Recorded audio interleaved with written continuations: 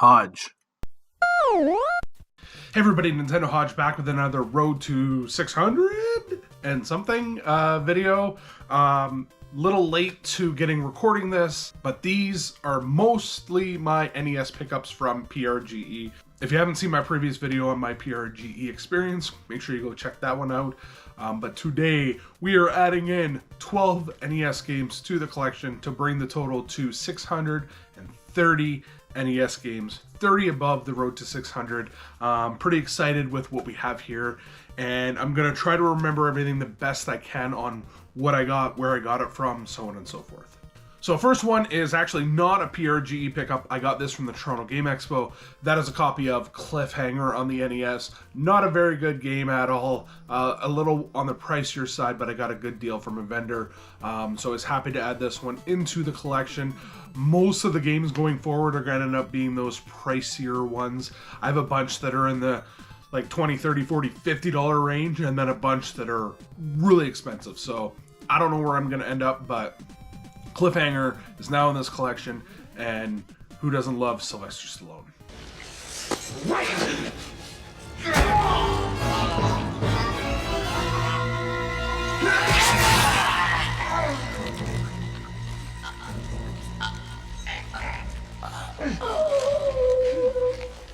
Alright, so back to the PRGE games. I got two games pre-PRGE, courtesy of James, Retro Pixel, my travel partner to PRGE. And thanks to him, I was able to add Best of the Best Karate Championship. It's okay.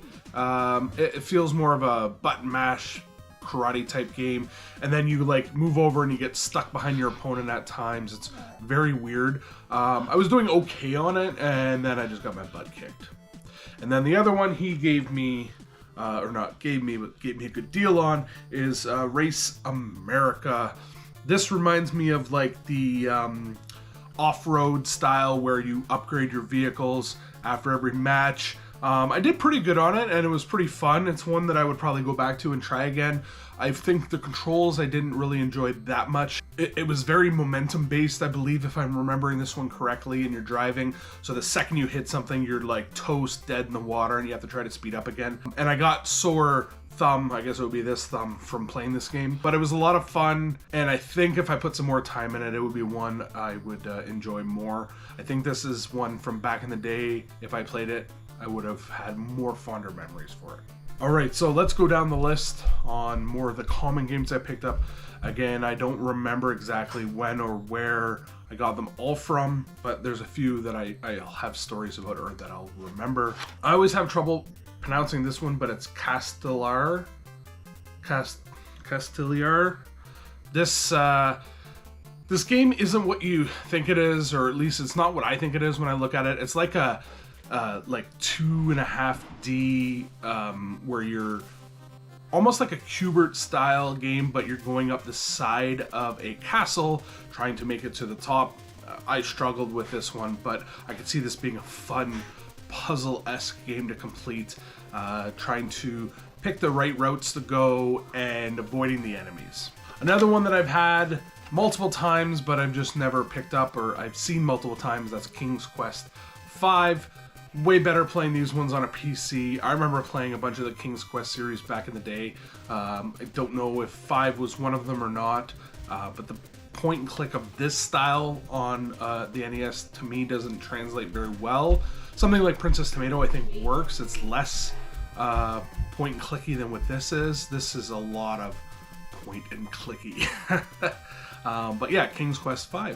Now that I'm looking down at the next one in my hand here, this is Galaxy 5000 Race in the 51st Century, Racing in the 51st Century.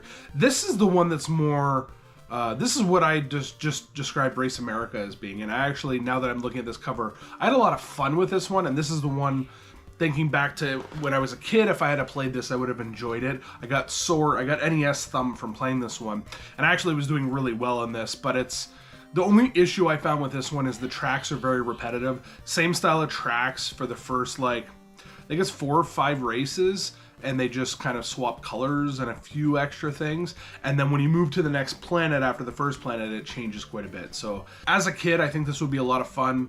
but you finish the level. Depending on what place you finish, you get some money to upgrade your vehicles. There's potential here. I don't think they executed it quite well, but it's still a lot of fun. Another one, not quite finishing the subset, but we have Tiny Toons Adventure 2. I guess it's just Tiny Toon. I don't know why I pluralized that. I pluralized a lot of things. Trouble in Wacky Land. This is the first one's still way better than this one. This one's like mini games where you gotta pay to go on certain areas in the world, like in the amusement park. And then when you beat those, you get more money, and you're trying to collect enough money to go to like the main castle area. I didn't really enjoy this one. The next one, this one was actually on my try to get list, my top 5 or 6 wants from PRGE, I guess would be a better way to describe it. That is Miracle Piano. I did pick this up.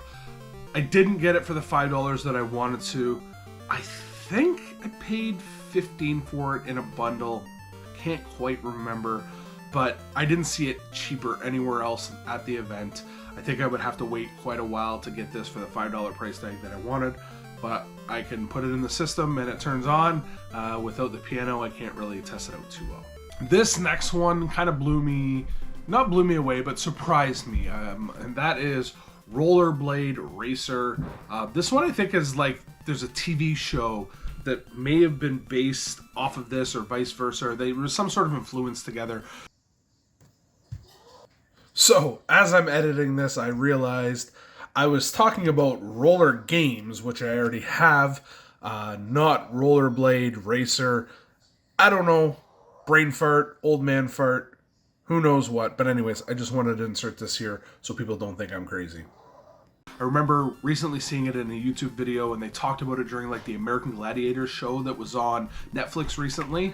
And this is like the TV show ran for 1 season, but this is kind of what the show would be if it took place in a paperboy world. So basically you're a rollerblader, you're kind of going south to north like you do in Paperboy, trying to avoid obstacles and complete the levels in a reasonable time. Paperboy way better than what this is, but the same concept except for you're a rollerblader. Another grab from my top wants from PRGE. This one I found, I want to say on the first day, and I paid under what the price was that they had. If I had have waited till later in the show, I could have got it for 20% off, I believe is what that show or that vendor ended up doing. But there's a chance I wouldn't have got it. And I only saw 2 copies of there, so this was one of the 2 copies that I saw. And that is, of course, Pro Sport Hockey. Not as good as Blades of Steel or Ice Hockey in my opinion, but it's still kind of fun to give it a shot and try it out. And to see all the actual NHL players that are in there. Back whenever this was released, I don't know what year, but I know on the Leafs, I think Wendell Clark and Doug Gilmour on the Leafs, so that would have been sometime in the early 90s maybe, like 1990 or something like that. But of course, what's more Canadian, as I said, than a Canadian traveling to the US, West Coast, and buying a hockey game?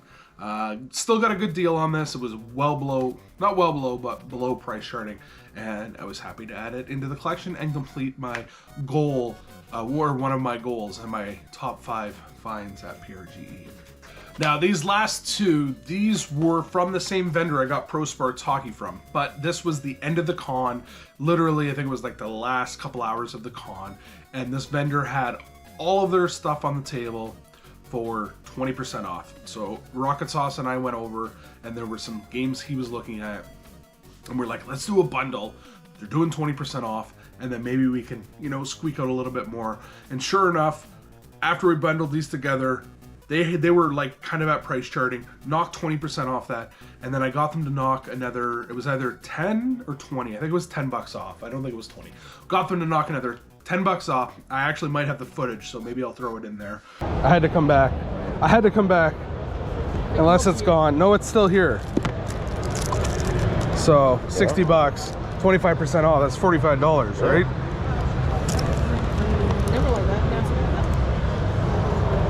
I could go for Attack of the Killer Tomatoes. I don't have that one. Yep, Yes. 45 bucks. So that'll be 40. That'll be even less than 40 then. Yeah. 25% off, Ryan. See the other ones if there's any other.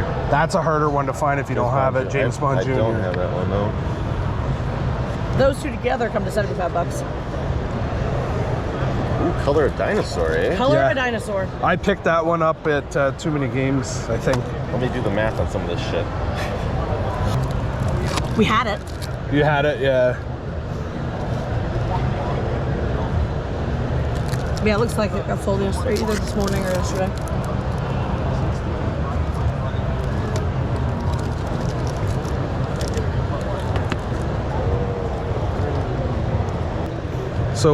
So what were you at, Ryan? Oh, I'm just saying how much. No, but the 150 for these two. So that's 150. These would be, I believe, 120. Can you confirm that for me? I can.